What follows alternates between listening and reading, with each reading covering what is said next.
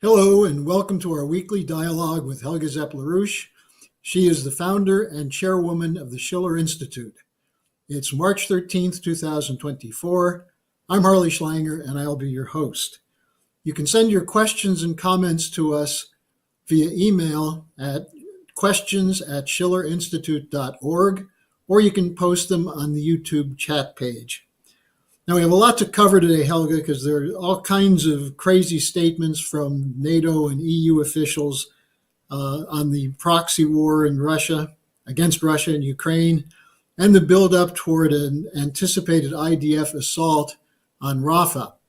But I want to begin with the development in the U.S. Following the wrapping up of the nominations for each party in primaries yesterday. And this is a question from a viewer in Europe who writes, with polls showing that few Americans want a rematch between Trump and Biden, it looks like that's exactly what they're going to get. So he asks, is this the best that America's political system can offer? And is it too late for Diane Sare to enter the race for president as an independent? Well, I think she for sure is the person who would have the caliber to be a presidential candidate and a good president. For sure. If we can do that, I don't know. It depends on, can we mobilize enough support in time? It's very late already in the race, but I think, this happens with not only presidential system, which is unfortunately not that so much of a democratic system anymore, but more of a plutocracy where to run for Congress costs $5 million or more. Senate, you can add a zero, and president, you need a lot more money than that under normal circumstances.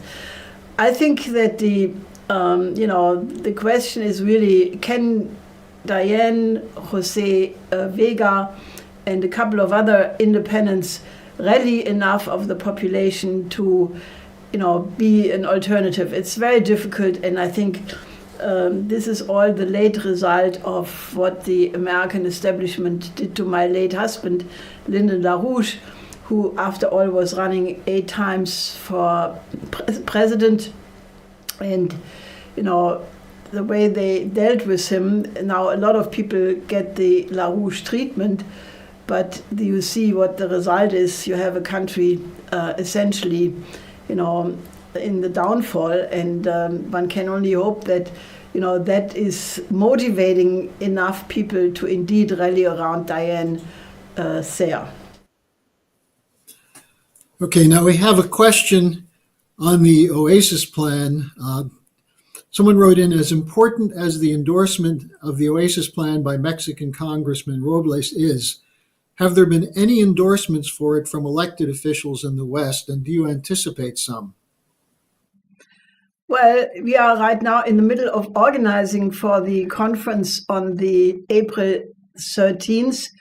I can already say that we have a couple of important endorsements, which we will not reveal before the conference, but I'm actually quite optimistic that if we only get a couple of relevant people, preferably congressmen, presidents, former elected officials, ambassadors of various kinds, and then hopefully the young people would pick up the demand for the Oasis Plan in the demonstrations for ceasefire and peace in Southwest Asia, I think it can take off. So I don't have a total answer to your question other than that I'm asking you to help us find these people and be part of the organizing force to make it happen. Now we have a question from Munashi, who's a frequent contributor. He asked, as an African, he would like you to address how the Oasis Plan approach to mutual economic development can be applied to address the challenges and opportunities faced by African nations. Well, I think the Oasis Plan is just a template for what can be done everywhere where there is a lack of development. I think the most important project which we have been pushing for actually now 3 decades is the Transaqua project. This would be, helping, I think, half a dozen countries in the heart of Africa by diverting just 3 or 4% of the water from the Congo River, which now goes unutilized into the Atlantic, and bring it through a canal and river system to Lake Chad. That would give you irrigation for all the neighbor countries along the way. It would help to irrigate a good part of the Sahel zone, and it would provide power for industrial parks and similar projects. So that is for sure. If we can get the Oasis Plan, then naturally we have the very important Ibn Sina project for the reconstruction of Afghanistan. And, this all can be then integrated into the World Land Bridge, because, in reality, it is the entire global South which lacks development. And so hopefully with the Oasis campaign and with the Ibn Sina project being on a good way, that we can really turn this underdevelopment around and make, the southern part of the hemisphere blooming gardens and forests and good areas for people to live and prosper. As a follow-up question that just came in, someone asked, is the failure to have these kinds of projects due to racism, neocolonialism, or just plain ignorance?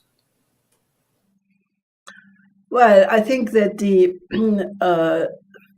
present neoliberal economic system, which dominates much of the transatlantic sector and which reaches out into the former colonial countries by determining the trade, the terms of trade and export and import and credit facilities and so forth.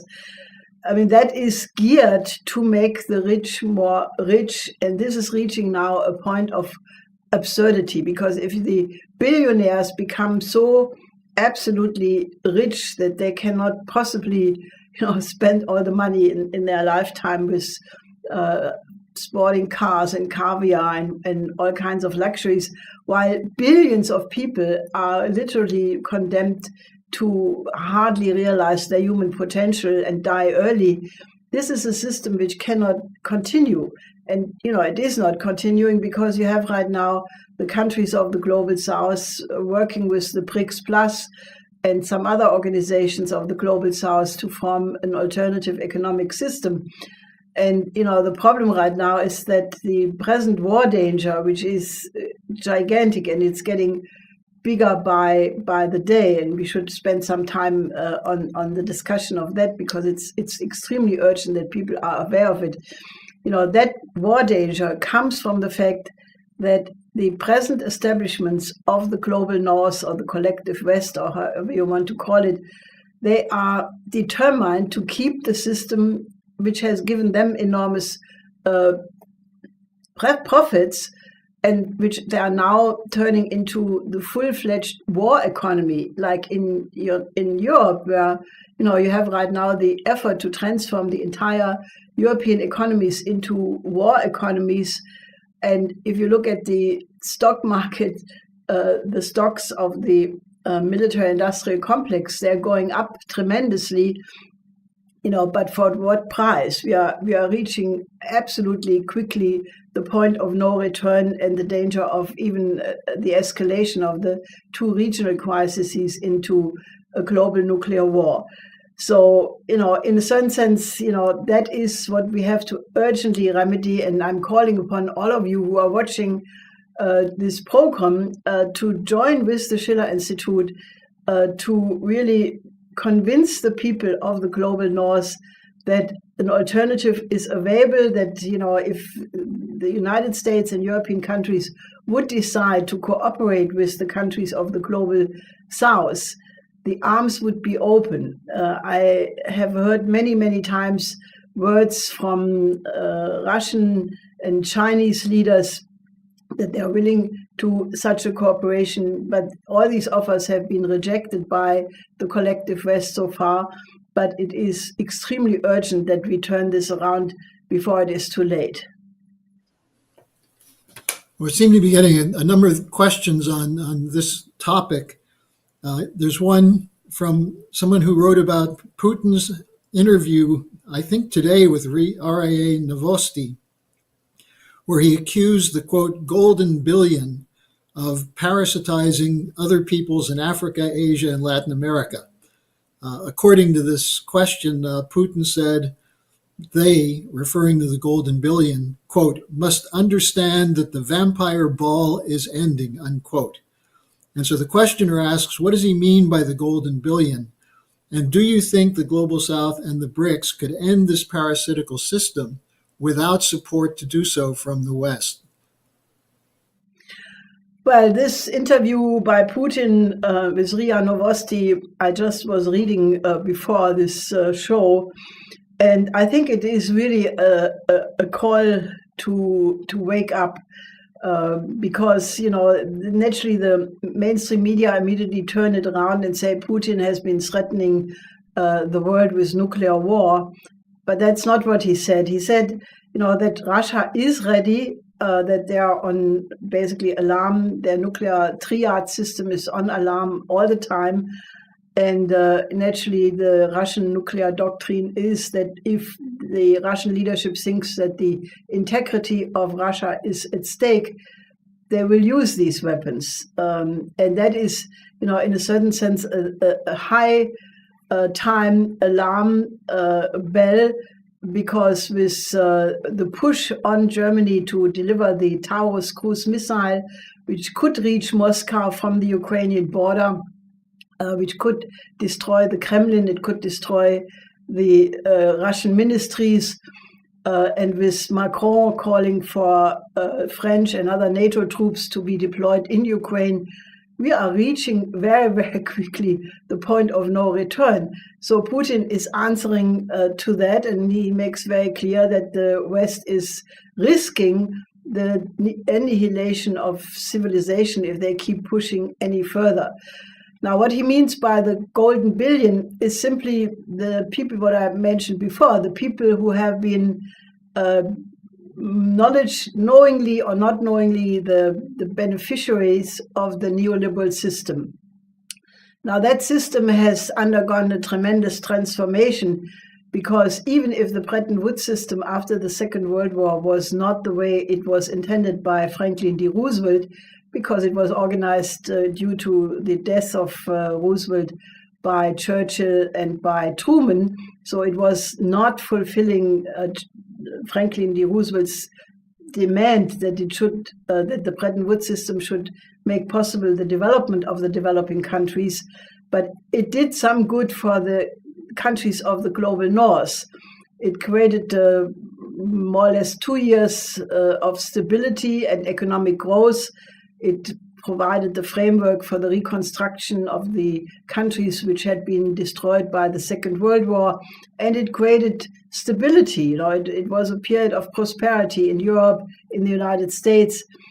But then, you know, that system got chopped off. My late husband, Lyndon LaRouche, was absolutely prophetic when he said on the 15th of August, 71, when Nixon, basically went from fixed exchange rates to floating exchange rates, he at that time said, if you continue on that road, it will lead to a new depression and a new fascism and the danger of a new world war. And what he meant by that is that if you keep pushing the system in such a way that it only provides for the speculators, for the crazy idea that money makes money at the disadvantage of the machine tool sector, of the middle level industry, and that successively happened in the following decades, up to the point where now basically, the real economy is collapsing. Like in Germany, it's in a free fall. Europe, the infrastructure is in poor condition. In the United States, infrastructure is in a terrible condition. So there was a kind of primitive accumulation against the real economy, and that is now where we're at. But in the meantime, it did provide for a lot of people in Europe and the United States for a very high living standard, relatively speaking. And that's what the Russians generally mean by the golden billion. Naturally, if you think about that we have 8 billion people, well, maybe there's another billion in other countries in Asia and elsewhere who are doing well, but there are billions of people who are either absolutely horribly poor or not well-to-do, meaning that they don't have enough to eat, to study, to bring up families. So I think that discrepancy between the golden billion or the segment of the population which is relatively wealthy and the vast majority of people who are poor, that has to be remedied.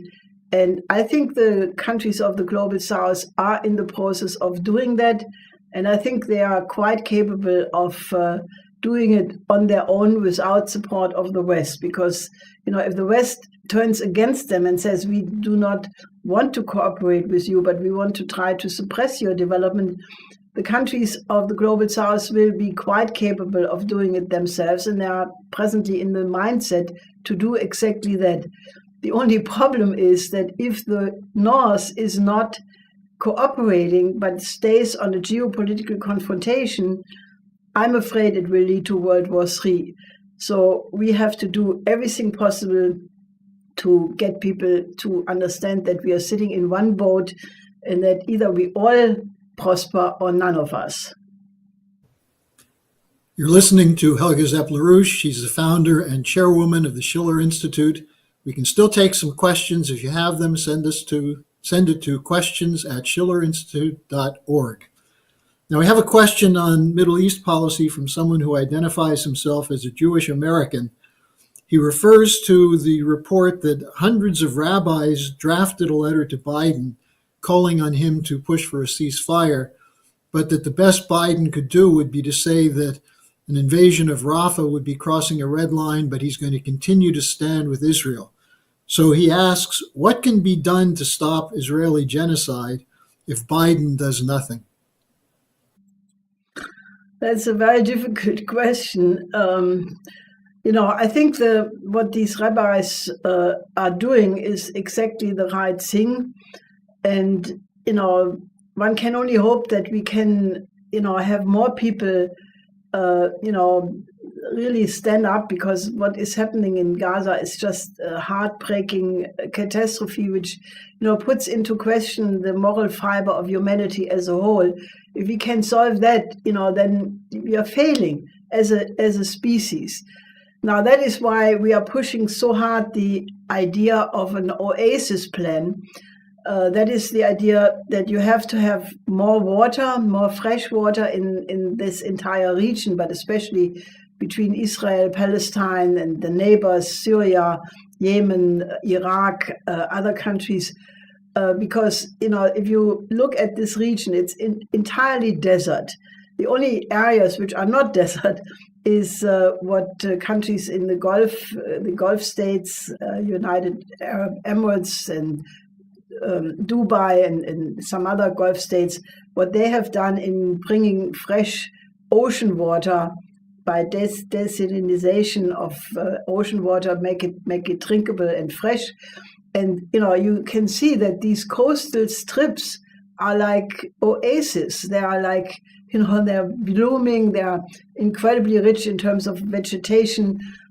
This has gone on now for almost 30 or 40 years. So these are lush gardens, lush fields of, all kinds of plants, so that even the birds have changed their winter-summer tours because this is a nice place to rest and have food. So this principle could be applied to Israel, to Gaza, to the West Bank, to Palestine, to Jordan.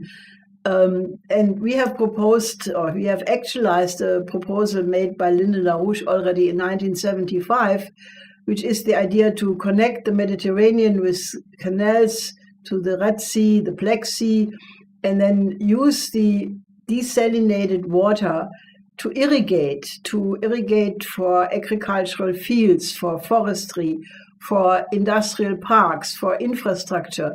So that basically you have to have a vision that in a few years, all of Southwest Asia could look as densely developed like Germany. I mean, if you think Germany is a country which has an incredibly well-developed infrastructure, even if it's falling apart now, but it's still very well developed. You have integrated waterways, the Rhine, for example, where you have cargo ships, which go to the, seaports of, basically Holland. And so they are connected to the entire international sea trade. But then you have Duisburg, which is a inland port, which is connected to railway, highways. So if you think that density of infrastructure, which you can see in Germany, is or has been the source of development for Germany, because an integrated, dense infrastructure is sort of the precondition if you want to have a high division of labor, diversified production. And, if that would be developed in Southwest Asia, there is no reason in the universe why all of the countries of Southwest Asia could not have a living standard as Germany did, I have to say, when it still was on the way up. Right now it is unfortunately no longer. But Germany is a model of, where you had a very well developed middle class, middle level industry, and, was very well functioning. And there is no reason why you cannot apply such a concept to Southwest Asia with the Oasis Plan. And we have a conference about that on the 13th of April, where, you should all participate in and tell people about it, because we think that if enough people, especially young people of the region, would have the idea that if you move to a peaceful cooperation between Israelis and Palestinians and all the others, that there is a future which is bright, and there is a reason to overcome, long conflicts, and that there must be put an end to this endless war, because if you keep doing what is happening now since the last several decades, it is misery for everybody, and it's not to the interest of any one country at all. So I think we have to instill this idea of hope and a vision for the future, and hopefully we can turn it around. And you can register for the conference. The April 13th conference will be online, and the link to register can be found at theschillerinstitute.com. Also, you can download the video that was made by the LaRouche organization by Jason Ross on the Oasis Plan, and make sure that gets circulated, because it's material that hasn't been covered anywhere else but in our websites. Now, Helga, I want to go back to the Ukraine war for a moment. There's a question that was sent in. You, Mrs. LaRouche, have spoken about China's diplomatic initiatives regarding ending the Ukraine war. What is it that China has proposed? Well, the Chinese envoy for that region just made another tour, talking to people in Kiev, in Moscow, and some of the other neighbor countries. And China has made already, I think more than a year ago, a 12-point program, which is a very detailed, initial proposal how to go back to diplomatic settlement of all these conflicts. And obviously the economic development in the context of the Belt and Road Initiative would be an extremely important component for the reconstruction of Ukraine. Now, I think that is right now the most active proposal. China also has made, being extremely concerned about the conflict between NATO and Russia getting out of control. China has made another proposal, which I think needs to be taken very, very serious, and that is the idea that the two superpowers, the United States and Russia, must go back to arms control and the kind of disarmament approach which used to be even in the Cold War period there, and now it's not, because all treaties have been essentially cancelled. So I think that the Chinese proposal is extremely important. And when the Pope called for Ukraine to raise a white flag and negotiate, this was another example of an unbelievable mass media campaign of contortion. Do you say contortion? Whatever. Distortion. Because what the Pope said, he said, that once one recognizes that one has lost, it is important to have the courage to negotiate, because otherwise a lot of people will die for no good reason. Now, I think this is very, very important, because, there is a new article in the French magazine Marianne, and there they describe in great detail, and I have no reason to doubt that that is accurate, because it correlates to other reports we have been getting before, why, basically the situation in Ukraine is such that it cannot be won militarily anymore, simply because, there is an incredible discrepancy. The Russians have much more manpower. They have much more better engineering equipment for fortification. They have better, ammunition supplies. And, basically the Ukrainian position is not to be maintained, and the war is de facto lost. I mean, that's the opinion of several military experts from Switzerland, from France, from Italy, from Germany. So, in such a situation, to basically say, let's end it and let's, reconstruct a future is not, something to be attacked. And I think such a proposal is extremely urgent at a moment where, if this escalation with the Taurus continues, and the ideas of troops on the ground, I mean, there are now more and more reports that there are already NATO troops on the ground from France, from the British, from the Americans. And, I think we are reaching so dangerously close a red line that, I can only say, if people would just think about it, that what is at stake here is thermonuclear global war. And if it comes to that, there will be absolutely nobody left to even consider why it happened. And, given the fact that there are reports, from earlier times, where estimates were made, how many million dead people can we afford, to have such a war? I mean, this can only be made, such reports can only be made by people from an insane asylum. And I apologize to the people in the insane asylum. To think this way means you are playing with the existence of humankind. And if it comes to a global nuclear war, everything, what your parents, your grandparents, poets from earlier centuries, composers, anybody did, will all be in vain, because there will be nobody left to even enjoy the remedies of it. So I can only say, look, let's go in a different mode, cooperate with the global south. There is a solution out of this situation. But I can only say I'm getting really extremely concerned that the present political class, Simon Jenkins from The Guardian said that the entire political class of the West is so inept, and they're not able to recognize that all their policies were a failure of the last decades. And that is the biggest problem. So I can only say that we have to have an alternative discussion and basically say we need to have a new security and development architecture which takes into account the interest of every person on the planet. And I'm quite pleased to hear that Congressman Robles from Mexico has issued a call to all congressmen and parliamentarians around the world to help him to put such an international conference on the agenda.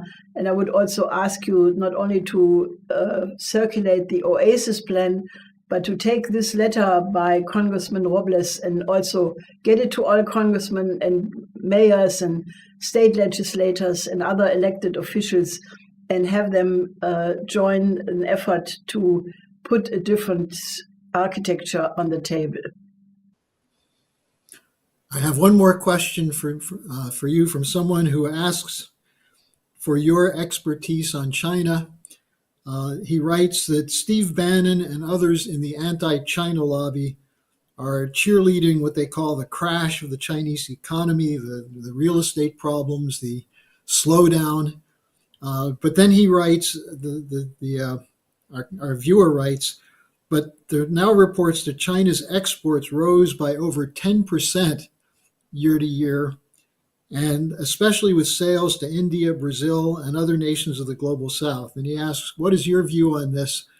And does this anti-China lobby, is that why they're now trying to push through a House bill to ban TikTok? Well, these people are just incompetent. They have predicted the downfall of the Chinese economy so many times, and they were equally many times wrong. And, they don't get it that China is not pursuing speculation as the purpose of economy, but they are putting entirely their emphasis on innovation. And that's how they have been able to avoid the typical cyclical development of economies. In other words, you don't have a Leontief curve, or you don't have cyclical developments, because they continuously inject the most advanced discoveries in science and technology into the economy, and that way they have avoided exactly any such collapses.